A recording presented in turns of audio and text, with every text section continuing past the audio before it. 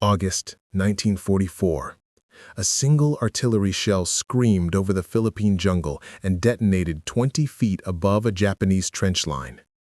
In that instant, 70 men ceased to exist. No warning, no chance to duck, no shelter that could save them.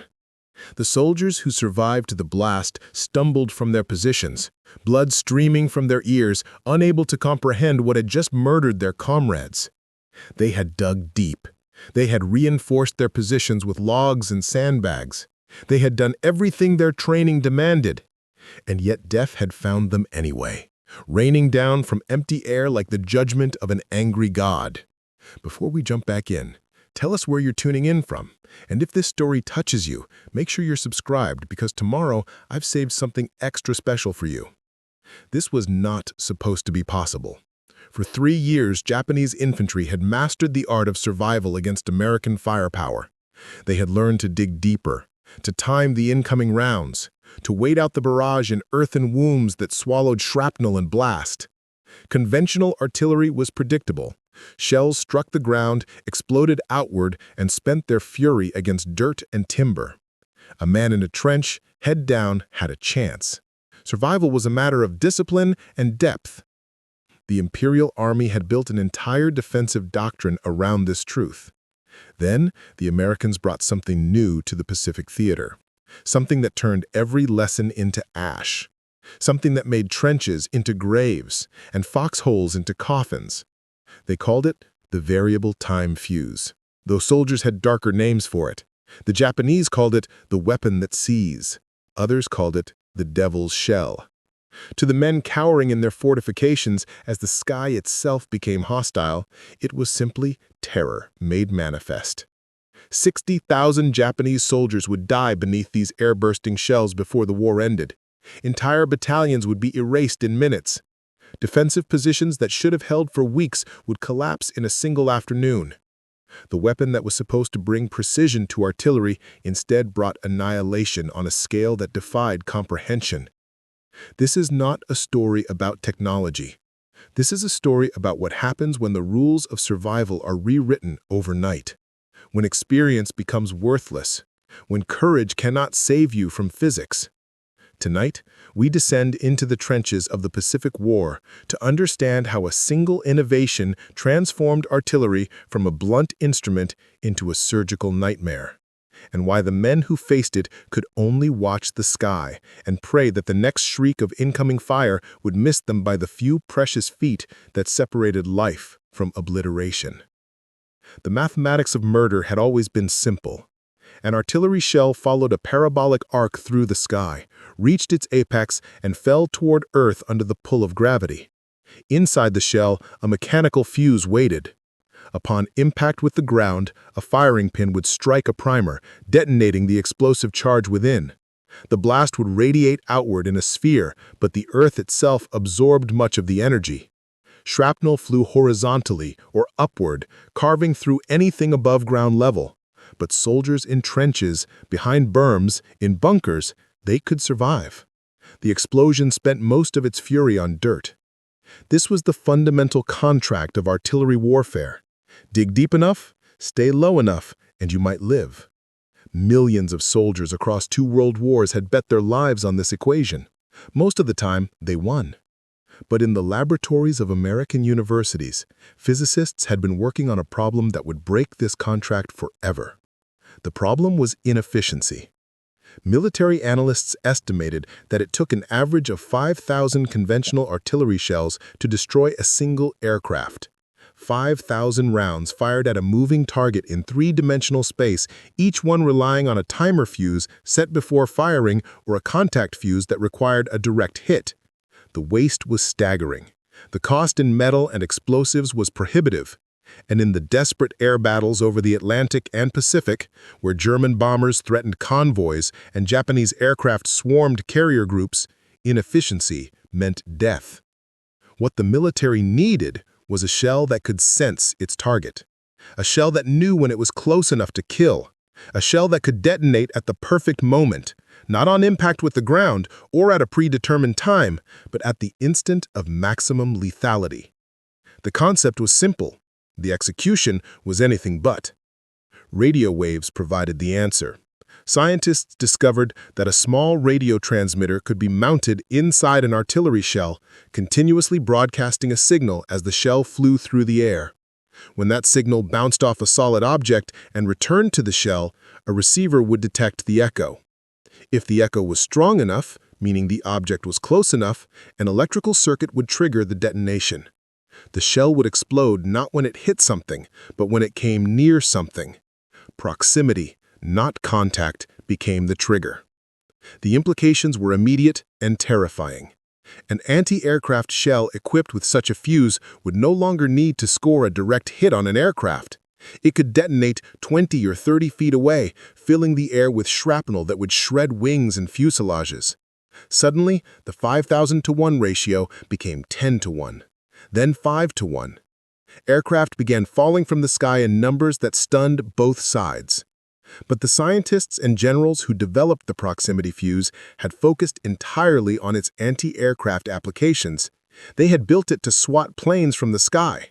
What they had not fully considered, or perhaps what they had considered and kept classified for strategic purposes, was what would happen when these shells were fired not upward at aircraft, but downward at infantry. When a proximity-fused shell screamed toward the Earth, its radio transmitter began bouncing signals off the ground below. As the distance closed, the return signal strengthened. At the optimal height, typically between 15 and 30 feet above the surface, the fuse triggered. The explosive charge detonated in midair, and the blast sphere expanded outward with nothing to absorb it. No dirt, no impact crater, just pure, unobstructed energy radiating in. Preparing and narrating this story took us a lot of time, so if you are enjoying it, subscribe to our channel. It means a lot to us. Now, back to the story. All directions. The shrapnel pattern was devastating. Instead of spraying horizontally from a ground burst, metal fragments rained down at steep angles, plunging into trenches like murderous hail. Every foxhole became a killing funnel. Every trench became a shooting gallery. Soldiers who would have been completely protected from a conventional shell found themselves exposed to a weapon that struck from an angle they could not defend against. The first test firings against simulated entrenchments produced results that shocked even the weapon's designers. Casualty rates were 4 times higher than conventional shells. 4 times! A single battery of 6 guns, firing proximity-fused rounds, could achieve the destructive effect of 24 guns firing contact-fused ammunition. The weapon was so effective that it was immediately classified at the highest levels of secrecy. American gunners were forbidden from using the fuses on any battlefield where there was a risk of an unexploded shell falling into enemy hands. The technology had to remain secret. For 2 years, from 1943 into 1944, proximity fuses were used exclusively in naval anti-aircraft roles, where any dud would fall into the ocean and be lost forever. The Japanese and Germans knew something had changed. They could see their aircraft being torn apart with uncanny precision, but they could not understand how. Captured American shells revealed nothing because none contained the new fuse. The secret held. Then came the summer of 1944, and the calculus changed. American forces were advancing across the Pacific, island by island, each one a fortress of coral and volcanic rock where Japanese defenders had dug themselves into terrain that seemed impregnable. Conventional bombardment was proving costly and slow. Bunkers absorbed shells, trenches swallowed shrapnel. The Japanese were masters of defensive warfare, and they were making the Americans pay in blood for every yard of ground. At the highest levels of command, a decision was made. The proximity fuse would be unleashed on ground targets. The secret was valuable, but victory was more valuable. American artillery units received shipments of shells marked with special colored bands. Instructions were terse and absolute. Use these shells, do not recover duds, do not allow them to fall into enemy hands, and do not discuss what makes them different. The gunners did not need to understand the technology. They only needed to fire. The Japanese soldiers waiting in their bunkers on islands across the Pacific had no idea what was coming. They had survived months of bombardment. They had weathered naval gunfire and aerial bombing. They had learned to endure. They believed their fortifications were sufficient. They believed the earth would protect them as it always had. They were about to discover that the Americans had changed the rules of the war. On Peleliu in the Palau Islands, the transformation began. The island was a nightmare of coral ridges and limestone caves, a defender's paradise where Japanese forces had spent months carving positions into solid rock. American planners expected brutal fighting. They were not wrong, but the proximity-fused shells gave them an edge that the Japanese could not counter. The bombardment began at dawn. To the defenders, the first salvo sounded like any other artillery barrage. The shriek of incoming rounds, the whistle of shells descending. Then, instead of the familiar crump of impact followed by explosion, there was something else. A sharp crack in the air above them, like thunder breaking directly overhead. Then another, then dozens more. The shells were detonating before they hit the ground, and the blast waves were collapsing into the trenches with unnatural precision. Men who had survived bombardments for months began dying in their positions. A direct overhead burst would kill everyone in a 10-yard radius of trench line.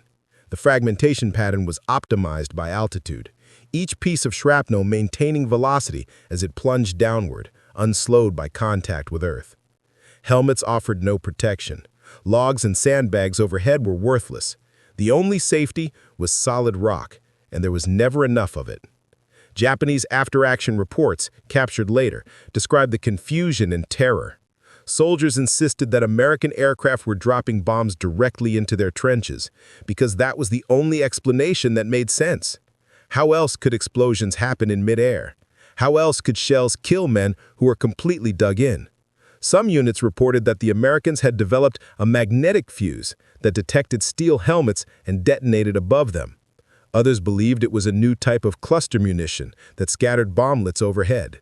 None of them guessed the truth. None of them understood that the shells were listening to the ground, measuring their own descent with radio echoes and choosing the perfect microsecond to detonate. The technology was so far beyond their experience that it might as well have been magic. And magic on the battlefield was indistinguishable from massacre. In the first week of fighting on Peleliu, Japanese defensive positions that should have required days of sustained assault to reduce were neutralized in hours. Entire companies vanished under airburst barrages. The psychological effect was as devastating as the physical. Soldiers who had endured conventional artillery with stoic discipline began to break. There was no adapting to a weapon that struck from an angle that could not be defended against. There was no courage that could overcome the simple fact that trenches no longer meant safety. American forward observers began requesting proximity-fused rounds by name, calling them variable time or VT shells in radio traffic. The results were immediate and quantifiable. Enemy positions that had pinned down infantry advances for hours would go silent after a single airburst concentration. Machine gun nests that had weathered dozens of direct hits from conventional shells would be neutralized by a single airburst. Obliterated by 3 or 4 proximity rounds. The weapon was not just effective, it was asymmetrically overwhelmingly effective. But the true horror of the proximity fuse would not be fully revealed until the campaigns in the Philippines, where Japanese forces had prepared defenses in depth across hundreds of miles of jungle and mountain terrain. There, in the mud and rain of Leyte and Luzon, the air-bursting shells would meet entrenchments on a scale not seen since the Western Front of the First War. And there, the killing would begin in earnest.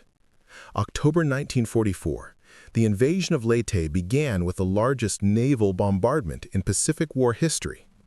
Battleships and cruisers pounded the beaches, aircraft strafed and bombed, and then, as American troops waded ashore and began pushing inland, the field artillery followed. Within hours, 105mm and 155mm howitzers were emplaced behind the beachhead, crews working with mechanical precision to prepare firing positions. The shells they unloaded from ammunition trucks bore the telltale colored bands. The forward observers carried updated firing tables that included a new column labeled VT. Japanese General Tomoyuki Yamashita had prepared Leyte's defenses with care. He understood he could not stop the American landing, but he could bleed them white in the interior. His forces had constructed trench networks that snaked through the jungle, connecting bunkers and firing positions in a web of mutual support. Every ridgeline was fortified. Every approach was covered by interlocking fields of fire. The terrain itself was a weapon. Thick jungle that channeled attackers into killing zones where artillery and machine guns could shred entire battalions. Japanese soldiers were veterans. They had fought in China, in Malaya, in the Dutch East Indies. They knew how to defend ground. They knew how to make the enemy pay for every meter. And they believed, with the faith of men who had survived previous bombardments, that their trenches would shield them from American firepower. They had no reason to believe otherwise. Nothing in their experience suggested that being below ground level could become a liability. The American advance inland was slow and costly. Japanese resistance was ferocious, but whenever American infantry encountered a fortified position, they would call for artillery support. Fire missions were plotted, guns were laid, and then came the new shells. Forward observers watched through binoculars as the rounds impacted. Except they did not impact. They detonated in the air, 20 feet up, 30 feet up, blossoming into spheres of smoke and shrapnel that descended like a collapsing ceiling. The effect on the defenders was catastrophic. A trench line that might have withstood 50 conventional shells would be annihilated by 10 proximity rounds. The Japanese could not understand what was happening. Soldiers reported shells exploding in the trees above them, assuming that poor American marksmanship was causing premature detonations. But the detonations were not premature. They were precisely timed, and they were stripping away every advantage that entrenchment provided. One engagement on the hills east of Tacloban became legendary among American artillery crews.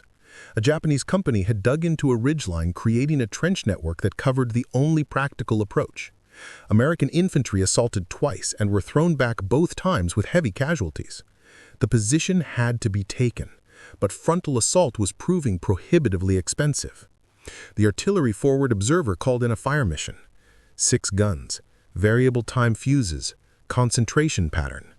The first salvo arrived 30 seconds later. 6 shells detonated in perfect sequence along a 100-yard stretch of trench line. The blasts merged into a continuous roar. Shrapnel sleeted downward, then the second salvo, then the third. The barrage lasted 5 minutes, 60 rounds total, every one an airburst. When the smoke cleared, American infantry advanced expecting to fight for every inch of trench. They found corpses instead. The entire position was destroyed, not by craters and blast damage, but by shrapnel that had plunged into every crevice and corner. Men had died in their fighting positions, killed by fragments that came from above, from an angle that their fortifications could not block. Some trenches contained soldiers who appeared uninjured until medics rolled them over and found their backs shredded by metal that had rained down like lead sleet. Japanese officers began sending desperate reports up the chain of command. The Americans had a new weapon. Conventional defensive tactics were failing. Trenches were death traps. Soldiers were being killed in positions that should have been safe. But there was no good answer to these reports, because there was no defense. The proximity fuse had created a problem without a solution. Some units tried digging deeper, extending trenches downward until they were more like tunnels than fighting positions. This provided some protection, but it also made movement impossible and turned defensive networks into isolated pockets that could be bypassed or sealed. Other units tried overhead cover, laying logs and sandbags across trenches to create roofs that might detonate the shells or absorb fragments. This worked marginally better, but the labor required was immense, and positions with heavy overhead cover were easily spotted by aerial reconnaissance and targeted with heavier bombardment. A few desperate commanders ordered their troops to abandon trenches entirely and fight from spider holes, individual fighting positions just large enough for one man. The logic was that a proximity-fused shell would only kill the men directly beneath its burst, leaving others in nearby spider holes alive. This was true, but it also destroyed unit cohesion and made coordinated defense impossible. Infantry that fought from isolated holes could be overrun piecemeal. The truth was inescapable. The proximity fuse had no counter. It was a weapon that fundamentally altered the calculus of defensive warfare. For 40 years, Since the trenches of the Somme and Verdun, military doctrine had held that dug-in infantry with adequate fire support could hold ground against vastly superior attacking forces. The proximity fuse invalidated that doctrine. Suddenly, being dug in was not an advantage, it was a targeting solution. The killing spread across the Philippines like a contagion. On Luzon, in the Cagayan Valley, along the Villaverde Trail, everywhere American artillery could reach, proximity-fused shells began falling. Japanese casualty rates soared. Units that should have held for weeks collapsed in days. The campaign that planners had estimated would last 6 months was effectively decided in 3. But the weapon's effectiveness created its own horror.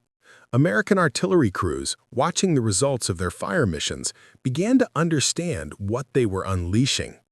Forward observers saw the aftermath, the trenches filled with bodies that bore no visible wounds from the front, only the shredded backs and skulls that betrayed the downward angle of the shrapnel. It was efficient. It was devastatingly effective. It was also unlike any killing that had come before. Some gunners requested reassignment. Others simply stopped talking about what the colored band shells did. The proximity fuse was a weapon that erased the illusion that artillery was impersonal, that killing at a distance was somehow cleaner or more honorable. The airbursts forced everyone to confront the reality of what they were doing. They were not just suppressing enemy positions or neutralizing threats. They were optimizing murder, using physics and electronics to ensure that every shell killed as many human beings as possible in the most efficient way imaginable. For the Japanese soldiers in those trenches, the experience was beyond description. They had signed up to fight for their emperor, their homeland, their honor. They had trained for combat. They had prepared to die if necessary. But this was not combat. This was extermination from above by a weapon they could not see, could not predict, could not survive. All they could do was huddle in their holes when the barrage began and hope that the mathematics of blast radius and shrapnel dispersion would spare them for one more day. Many did not get that day. The proximity fuse was seeing to that. By early 1945, the secret of the VT fuse was no longer a secret. Japanese intelligence had pieced together enough from captured documents, interrogated prisoners, and examination of shell fragments to understand the basic principle. They knew about the radio transmitter. They knew about the airburst mechanism. But knowing did not help. There was still no defense. Yamashita, commanding the defense of Luzon from his headquarters in the mountains of northern Luzon, issued orders for his forces to avoid trench warfare entirely. Infantry were to fight from caves, from bunkers blasted into solid rock, from any position that had overhead protection measured in feet of stone rather than inches of timber. This was sound advice, but it was also impractical for most of his army. There were not enough caves, there was not enough time to dig deep enough, and the Americans were advancing too quickly to allow for extensive fortification. So the soldiers dug what trenches they could, as deep as they could, and they waited for the inevitable. When the artillery came, and it always came, they could only press themselves against the earthen walls and pray. Some prayed to ancestors, some prayed to the emperor, some simply closed their eyes and waited for the sound that would be the last thing they ever heard, the sharp crack of a proximity fuse detonating directly overhead, followed by nothing at all. The psychological toll was as devastating as the physical. Soldiers who had endured months of combat began showing signs of breakdown. Men who had charged machine gun nests without hesitation would freeze when artillery fire began. The predictability of conventional shells had allowed for a kind of fatalistic courage. You could hear them coming, you could judge where they would land, you could make peace with your fate. The proximity rounds offered no such mercy. They detonated when and where they chose, and the randomness of survival was maddening. Japanese medical officers reported increasing cases of what they termed artillery psychosis. soldiers who survived airburst attacks but had been close enough to feel the blast and hear the fragments whipping past, would become catatonic, unable to function, unable even to seek cover when the next barrage began. Some men deserted, walking into the jungle to die alone rather than endure another day in the trenches. Others committed suicide, reasoning that a self-inflicted death was preferable to being shredded by shrapnel while cowering in a hole. Unit cohesion, the glue that held military formations together under stress, began to dissolve. The Japanese army was famous for its discipline, its willingness to fight to the last man, its refusal to surrender. But the proximity fuse was breaking something fundamental. It was proving that courage meant nothing, that discipline meant nothing, that loyalty to the emperor and to one's comrades could not stop a shell that exploded overhead. The weapon was not just killing bodies, it was killing morale. On Okinawa, the final major battle of the Pacific War, the horror reached its apex. The island was a fortress, defended by over 100,000 Japanese troops who had spent months preparing positions in depth across the southern highlands. General Mitsuru Ujijima, commanding the defense, knew he could not win. His mission was simply to hold as long as possible, to bleed the Americans, to buy time for the homeland to prepare for invasion. He had the terrain, he had the troops, and he had the will. What he did not have was an answer to the proximity fuse. The American assault began in April 1945 with the largest artillery concentration in the Pacific Theater. Hundreds of guns, from 75mm pack howitzers to 155mm long toms, were arrayed in support of the ground forces, and the majority of the shells they fired bore the colored bands. The bombardment was apocalyptic. Entire hillsides disappeared under curtains of airbursts. Japanese positions that had taken weeks to construct were obliterated in hours. Ujishima's defensive plan had relied on forcing the Americans into a grinding battle of attrition, using fortified ridgelines to channel attacks into killing zones where artillery and machine guns could extract maximum casualties. But the plan assumed that Japanese forces in those fortified positions would be able to survive long enough to inflict that attrition. The proximity rounds ensured they could not. Forward positions were stripped away in days rather than weeks. The vaunted defense in depth became a series of isolated strongpoints that could be reduced one by one. The trenches on Okinawa became charnel houses. American forward observers grew so efficient at directing airburst fire that they could walk concentrations along a trench line with surgical precision, detonating shells every 20 yards to ensure complete coverage. Japanese soldiers learned that the only relative safety was in caves blasted deep into the limestone bedrock. But there were not enough caves, and moving between them under fire was suicidal. Units became trapped in their holes, unable to maneuver, unable to retreat, unable to do anything but wait for the next barrage. The casualty figures were staggering. Japanese losses to artillery on Okinawa exceeded those from small arms fire, grenades, and flamethrowers combined. The proximity fuse had become the dominant killer on the battlefield, more lethal than any other weapon system deployed. Captured documents later revealed that some Japanese units had suffered 90% casualties from artillery alone before ever seeing an American rifleman. And yet, incredibly, horrifyingly, the fight continued. Japanese soldiers kept manning their positions because they had no choice.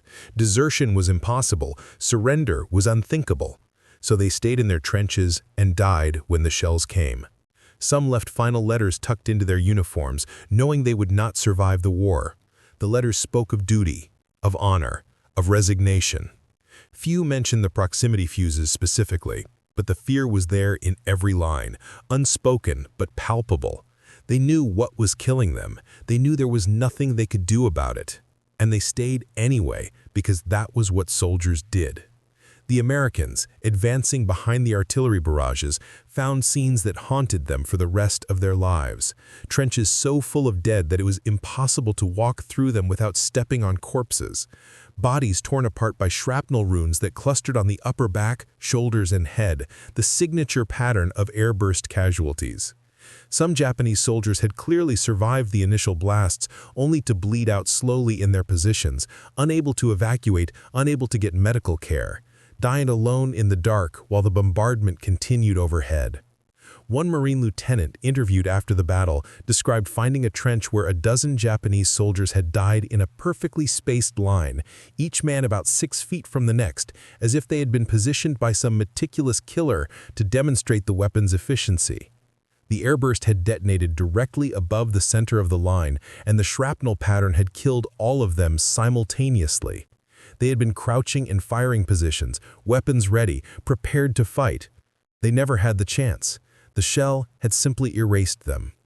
By the time Okinawa fell in June 1945, over 60,000 Japanese soldiers had been killed in the defense of the island. The precise number who died specifically from proximity-fused artillery is impossible to determine, but estimates based on casualty patterns suggest it was more than half. 30,000 men, maybe more, killed by a weapon most of them never understood. The Americans, for their part, had proven that the proximity fuse was a war-winning weapon. It had shortened campaigns, reduced friendly casualties, and broken the back of Japanese defensive doctrine. From a military perspective, it was an unqualified success. The data supported this conclusion. Every metric favored the VT fuse. It was more efficient, more lethal, more cost-effective than any conventional alternative. But there was something else in the reports from Okinawa, something that the statistics could not capture. The men who had walked through those trenches, who had seen what the airbursts did, they understood that they had witnessed something new. Not just a better weapon, but a different kind of weapon, one that made defense meaningless, one that turned fortifications into traps, one that killed with an indifference that felt almost mechanical, as if the shells were simply solving equations and the answers happened to be measured in corpses. The proximity fuse had changed war. It had made it more efficient. And efficiency in war meant death delivered with maximum precision and minimum waste. It meant bodies stacked like cordwood in trenches that were supposed to protect them. It meant men who died without ever seeing their killer, without ever having a chance to fight back, without ever understanding what had gone wrong. In August 1945, atomic bombs fell on Hiroshima and Nagasaki, and the war ended. The proximity fuse vanished from headlines, overshadowed by the ultimate weapon. But for the soldiers who had survived the Pacific campaigns, who had fought on Peleliu and Leyte and Okinawa, the memory of those airbursts never faded. They remembered the crack of detonation overhead. They remembered the trenches full of dead. They remembered knowing that somewhere on the other side of the world, someone had invented a shell that could find them in their holes and kill them there, and there was nothing they could do about it. The Japanese soldiers who survived, and there were fewer of them than anyone had expected, they remembered too. They remembered the helplessness. They remembered the fear that came with every whistle of incoming fire. They remembered comrades who had died in trenches dug according to doctrine, following all the rules, doing everything right, and dying anyway, because the rules had changed and no one had told them. After the war, the proximity fuse was declassified, and its development became public knowledge. Engineers and historians marveled at the ingenuity, at the elegant solution to a complex problem. It was hailed as one of the single most important technological advancements of the war. The proximity fuse was one of the great technical achievements of the war, comparable in impact, if not in fame, to radar and the atomic bomb. Universities taught it in engineering courses as an example of applied physics solving a military challenge. But the textbooks did not include photographs of the trenches on Okinawa. They did not interview the Japanese soldiers who had cowered under the airbursts. They did not calculate the human cost in anything but aggregate numbers, statistical casualties that validated the weapon's effectiveness. The proximity fuse had worked exactly as designed. It had killed efficiently, and in war, that was all that mattered. The weapons designers who created the VT fuse had not set out to create a terror weapon. They had simply wanted to shoot down aircraft more effectively. The application to ground warfare was almost an afterthought, a bonus use case for a technology developed for a different purpose. They could not have known, sitting in their laboratories, what it would be like to be on the receiving end. They could not have predicted the psychological impact, the way it would strip away the last illusions of safety that soldiers cling to in combat. Or perhaps they could have known. Perhaps they did know, and they simply did not care. Because winning the war mattered more than the suffering of the enemy. This is the calculation that every weapons designer must make, consciously or not. Is the effectiveness of the weapon worth the horror it will inflict? Is victory worth the nightmares it will create? For the proximity fuse, the answer was yes. It shortened the war. It saved Allied lives by reducing the length and intensity of campaigns. These are facts, supported by data and analysis. The fuse was a good weapon by every military metric. But good for whom? Not for the men in the trenches who died under its blasts. Not for the families who received telegrams saying their sons or brothers or fathers had been killed in action, without any explanation of how or why, without any way to understand that they had been killed by a weapon that represented the cutting edge of human ingenuity turned toward the perfection of murder. The proximity fuse is still in use today, refined and improved, mounted in everything from naval guns to missile warheads.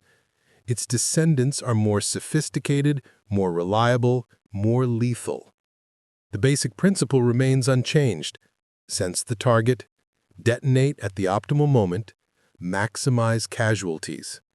It is a proven technology, battle-tested and validated across 8 decades of warfare. And somewhere, in the collective memory of nations, the trenches on Okinawa still exist.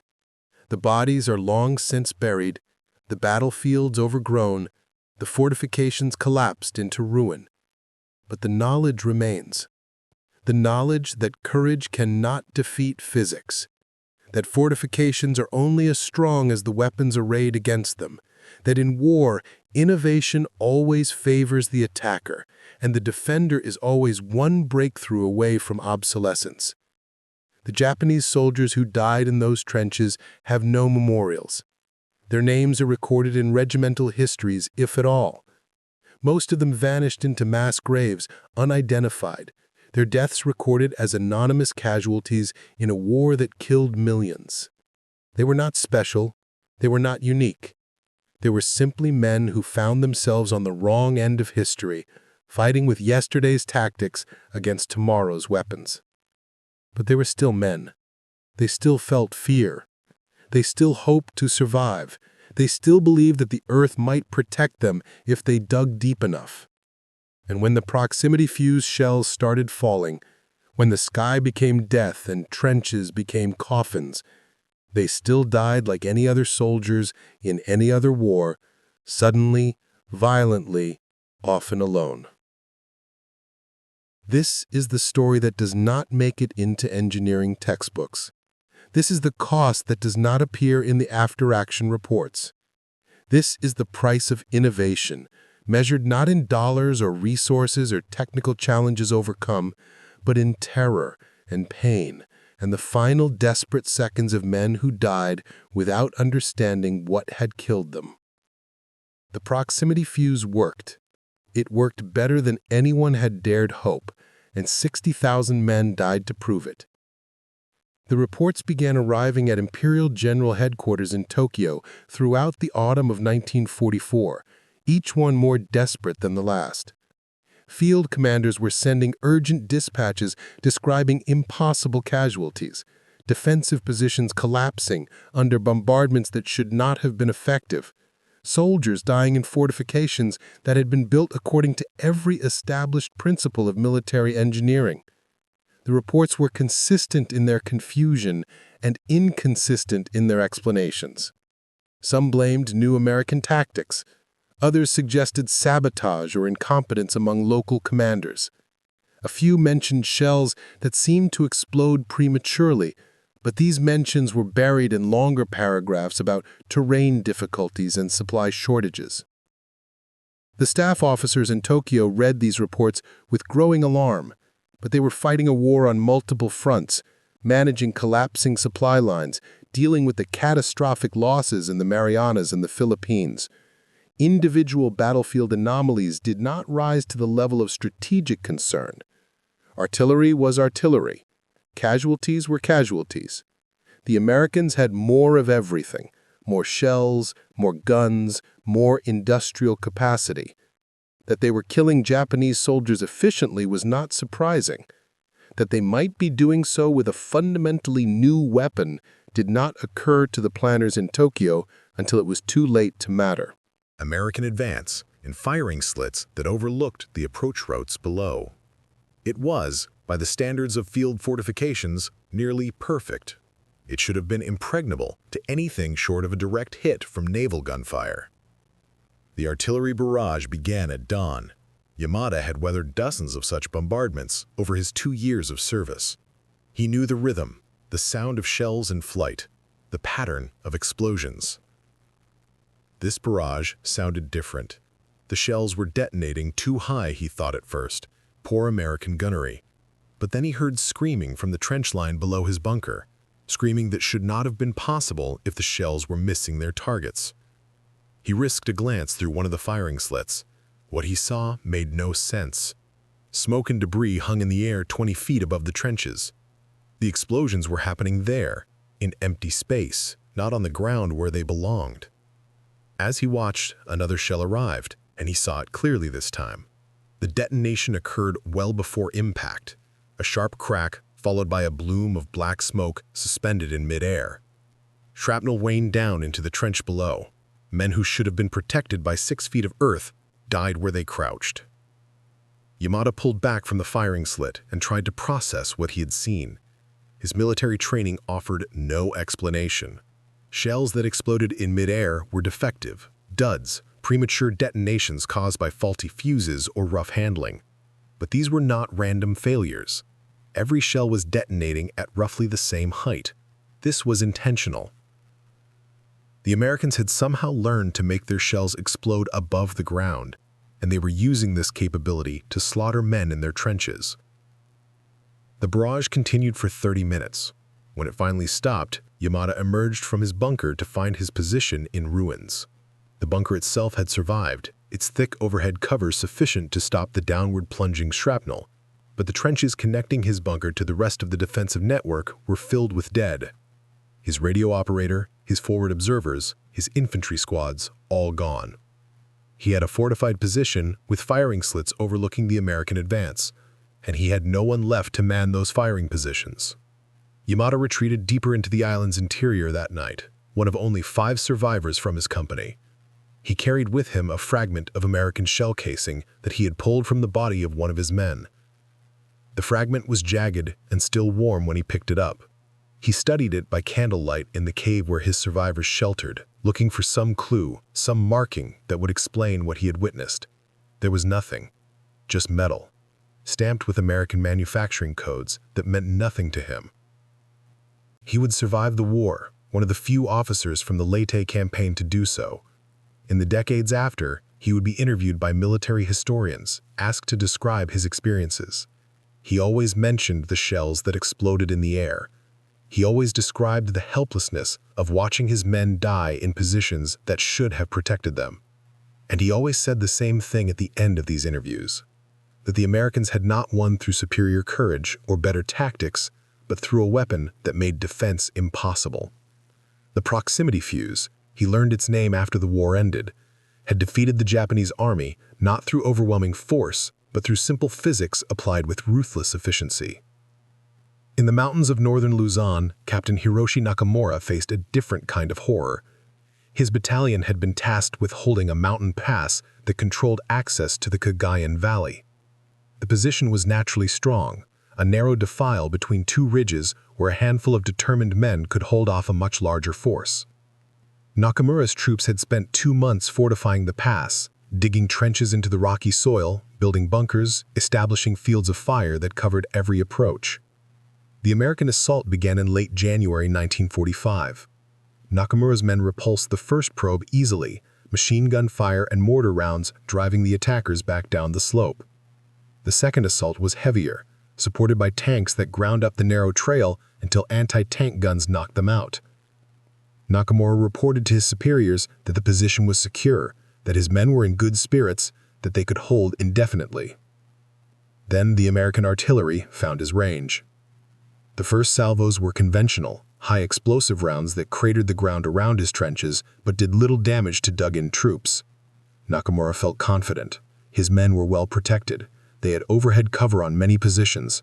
The artillery was loud and frightening, but it was not particularly effective. He had seen worse. The shells with colored bands arrived with the next fire mission.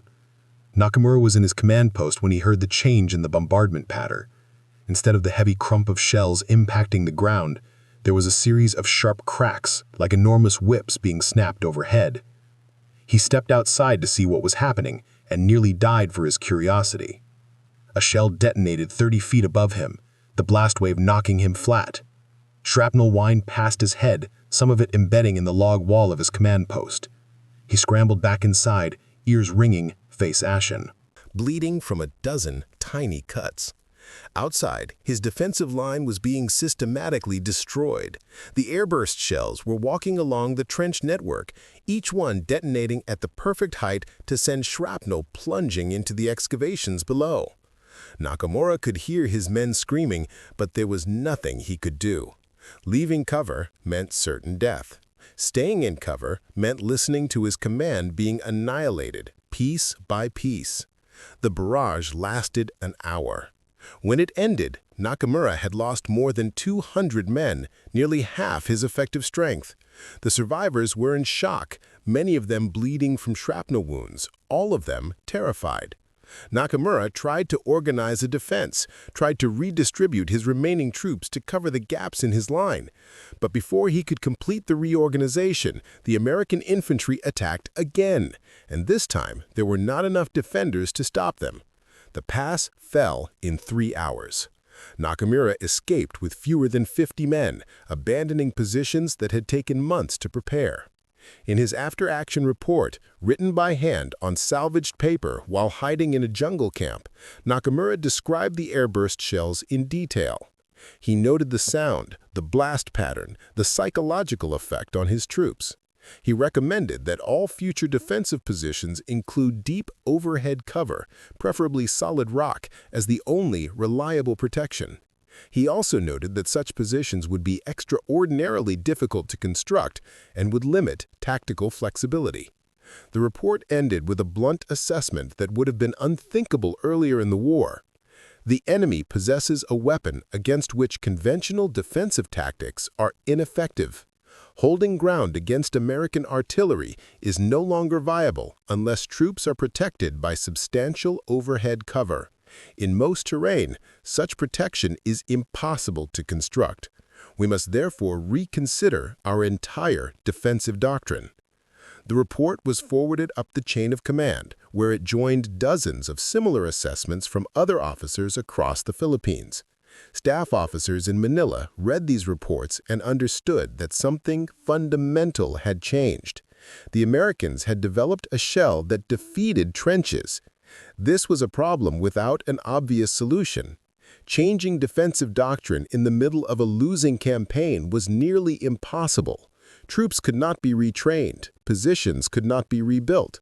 All the Army could do was continue fighting with increasingly obsolete tactics against an enemy that had mastered a new dimension of warfare. On Iwo Jima, the smallest and most heavily fortified island to be invaded by American forces, the proximity fuse encountered its only real limitation. General Tadamichi Kurabayashi, commanding the defense, had studied American capabilities extensively. He understood that conventional above-ground fortifications would be destroyed by naval and air bombardment. So he went underground, ordering his men to dig an entire fortress into the volcanic rock. Tunnels connected bunkers, artillery positions were carved into caves. Entire battalions could move through the island's interior without ever exposing themselves to direct fire. When the Americans landed in February 1945 and began their advance inland, they encountered a defensive system unlike anything they had faced before. There were no trench lines to hit with airbursts, no above-ground positions to target. The Japanese fought from concealed pillboxes that opened fire and then closed again, from tunnels that allowed rapid reinforcement of threatened positions, from caves that laughed at artillery bombardment. The proximity fuse shells were still used, fired at any Japanese position that could be identified, but their effectiveness was sharply reduced. You cannot kill with airbursts what is buried under 20 feet of solid rock. Iwo Jima became a bitter, grinding battle of flamethrowers and demolition charges, Marines crawling forward yard by yard to reduce each bunker individually. The proximity fuse helped, clearing suspected positions and suppressing Japanese movement in the open, but it did not dominate the battlefield the way it had on Peleliu or Leyte or Okinawa. Kuribayashi had found the answer to the airburst shell. Go deep enough that even shrapnel raining from above cannot reach you. It was an answer that required months of preparation, endless labor, and terrain that allowed such excavation. Most Japanese commanders had none of these resources. Kuribayashi did, and his defense of Iwo Jima, though ultimately unsuccessful, showed that the proximity fuse was not invincible, merely extraordinarily difficult to counter. Up next, you've got two more standout stories right on your screen. If this one hit the mark, you won't want to pass these up. Just click and check them out.